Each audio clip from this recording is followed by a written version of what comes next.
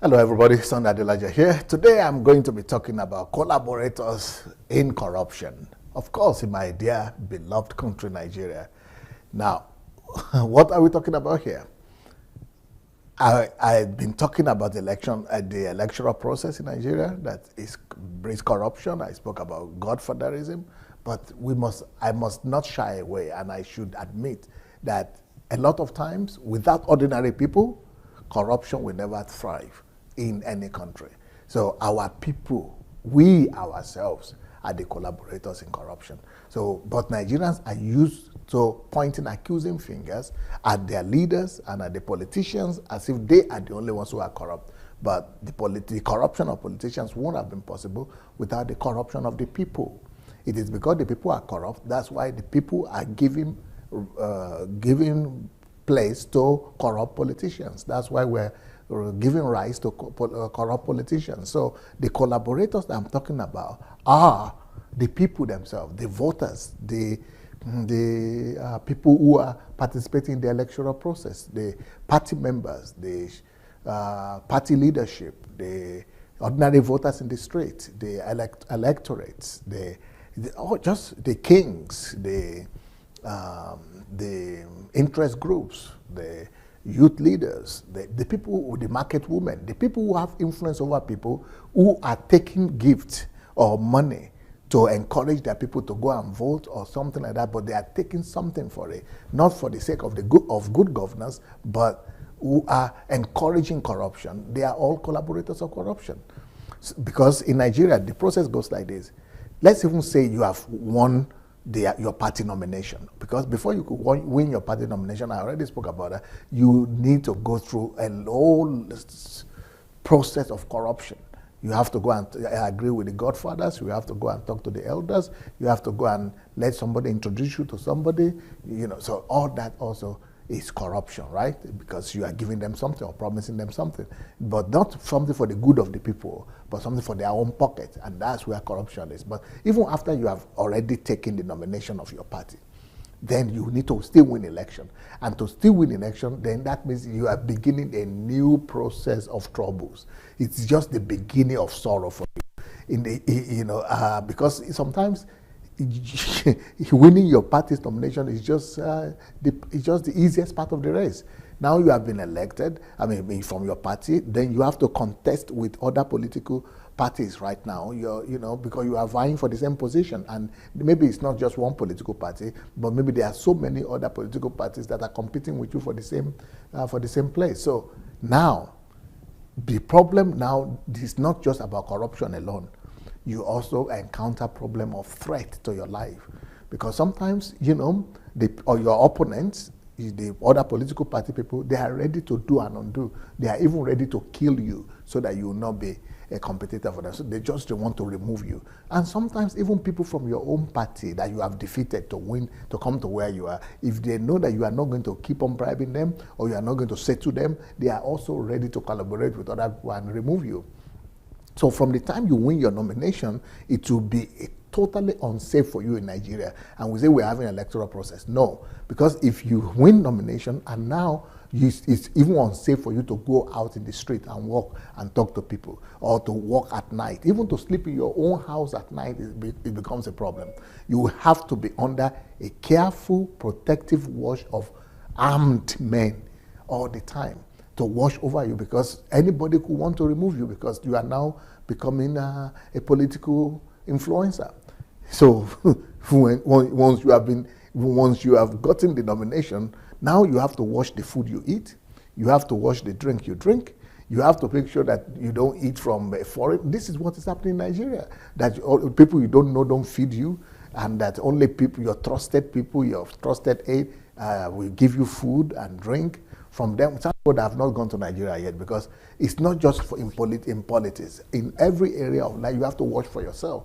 And thank God I've not gone, because if I've gone, I would have been so vulnerable. So God is still keeping me here for me to learn, because I didn't know all these things before.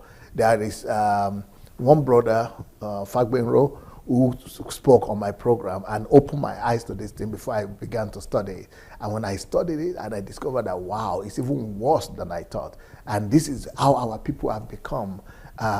because they see you as a vested interest. Anybody that is a vested interest, either they will be able to, strip you of your money, or make you to give part with your money, or make you to promise and to be working for them, bringing them money. If you are not ready to do that, they are ready to do and undo. They will not just leave you alone.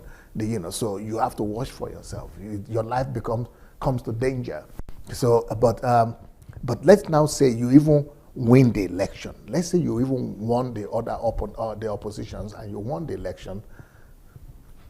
You will be working for a lot of people, because a lot of people are now thinking that you are a vested interest and that now you own them something, because they will say, oh, but I campaigned for you. Another one will say, oh, but I'm the one who introduced you to the chairman. Then the other one will say, oh, but I am the godfather. Oh, the other one will say, I am the one who taught you in primary school. So everybody will now be looking at you as the vested interest that you have to work for. So you become a slave to so many people, not to go and serve the people, but to make sure that you meet their own interests. They are mainly the people who have either helped you one way or the other, and in some cases, even your party members, they will be coming to fund your re-election. They'll be coming to fund your elections.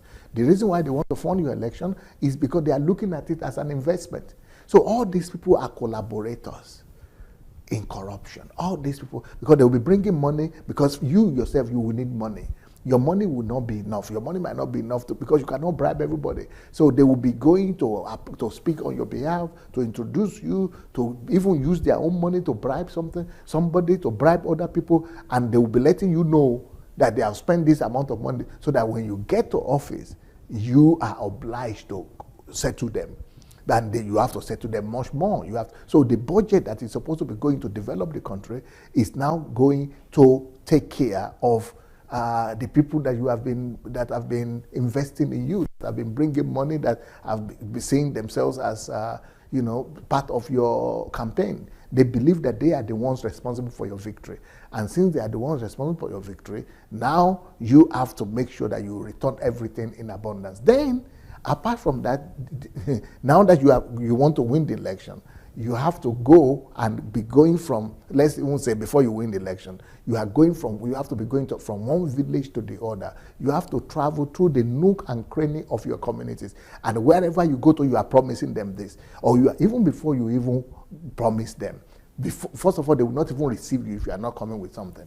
But if you are coming with something, they are not listening to your agenda, or they are not listening to what you have to say. They are listening to how much money you are going to give. Are you going to give more than the opponent, the other candidate, or less than them? So it is the amount of money you bribe them with that determines what you are going to have.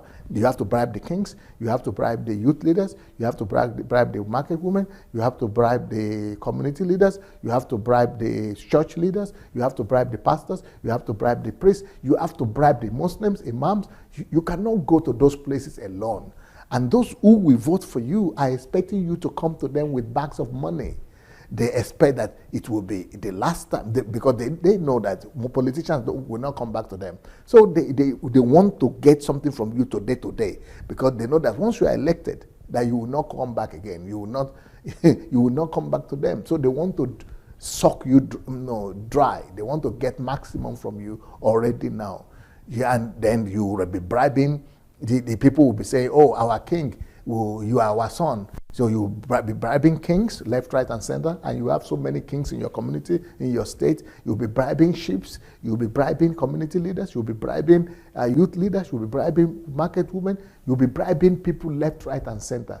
And all these things cost money. So that's why the godfathers now show up and say, we can help you. We'll help you settle this one. We'll help you settle that one. Let's help you settle this. Let's help you settle that. So by the time all the godfathers settle this and that, they settle that and that, you are owing them so much money. You are in. And the reason why they are doing it is because they are looking at it as investment also. That they are the ones who sponsored you, they are the ones who give you the money. Now you have to, when you get to government, the budget and the allocation that's coming to your state has to go there. So all these people, including the electorates, they were all collaborators in corruption. This is how people are collaborators in corruption. And we are saying the government is corrupt. Sometimes it is the people themselves might not even be corrupt. The candidates might not be corrupt. But the process, by the time they finish, the process has made them to be corrupt. The people have made them to be corrupt. The communities have made them to be corrupt. Whatever office you win won't belong to you alone. That is what happens in Nigeria. It doesn't matter what you mean. It doesn't belong to you alone. There will be several hundreds and thousands of people who are looking forward to share from your pocket. And your pocket is not your pocket. You don't have money there. And it's only government money. So they will be looking forward to sharing the money of the government. Elections in Nigeria and the campaigns are not cheap. So campaigns in Nigeria is about who can spend most or who can bribe the most people. So that is just the way it is. That's why I personally am calling that we have to stop elections in Nigeria. We have to, first of all, design a system that will be able to get rid of all these vices, that will help us to be able to live for what is right and to abide by values. And we have to, first of all, change our mindset. We have to, first of all, educate our people before just going to election like that. Because apart from the lavish money that is being spent to campaign by political parties and agents, you know, in the day of election itself, you have to have agents in all police stations and ward and local government everywhere, and those agents will not even go there if you don't pay them. And sometimes most of those agents too, they are there and your opponent might just pay them off. And if you don't pay them enough, your opponents will just go ahead and they will take money from them and they will not represent your interests. So they too have to be there to look at the voters, and the agents are wooing the voters too, because the voters might have taken money from them and from that one, so they want to make sure that the voters vote for them. And then, you know, all kind of things. This is often done secretly, of course, to avoid the watchful eyes of the regulators. But sometimes even bribing and buying of elections occur during broad daylight. And they will even give money to people and they will not be ashamed of it. But after going through all this process, it is important that you have to even settle with the regulators too. With the INEC people, you have to settle with them, because, you know, if you don't settle with them, either somebody will settle with them, they will settle them, and your votes will go to them. We will go to the other guy who settle them. So you even have to settle them and agree with them so that they will just count your vote the way it is. Otherwise, maybe other people will buy them, or you yourself might need to buy them over. So that is why we don't have elections in Nigeria, guys. We don't have democracy in Nigeria. What is happening is election process in Nigeria is just an encouragement in corruption. Whatever we call election process today is just corruption process. It's a whole corruption process, because sometimes the regulators themselves will collect money from different contestants and only declare as winner the one that has given the most, the highest bidder. That is what we call election. So we don't have election. We need to speak the truth to ourselves and cancel and just stop everything. Educate our people, sit down together, come up with a system that works, and then, you know, dedicate ourselves, focus to make sure that we are bringing development and growth to our people. But even after winning the election, let's say you have even won and you've been sworn in, what are you left? So all the people will be coming to you from morning till night, or your people from your constituency, the leaders of the land, the godfathers, everybody is coming to demand for their own.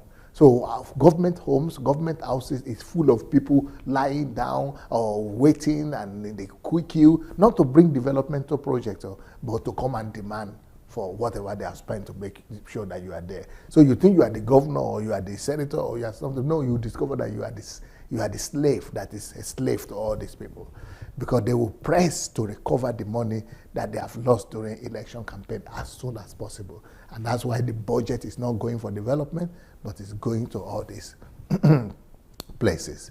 So we are in trouble, guys, because it has gotten to a place now whereby some people even go to the bank. They will go to the bank and take loans. They will tell the bank that they want to use loan for business or something, but they will go and use the loan and do elections.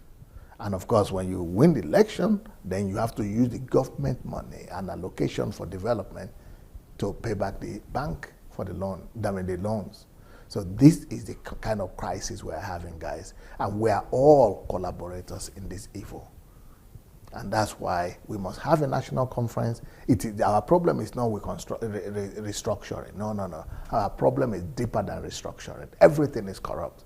We must stop and have a national conference and speak the truth to ourselves and find a way to restructure and, and to reconstruct our electoral process, to reconstruct Nigerians through values and virtues and bring out the best qualities of our land in our people before we go back to electioneering and electoral process.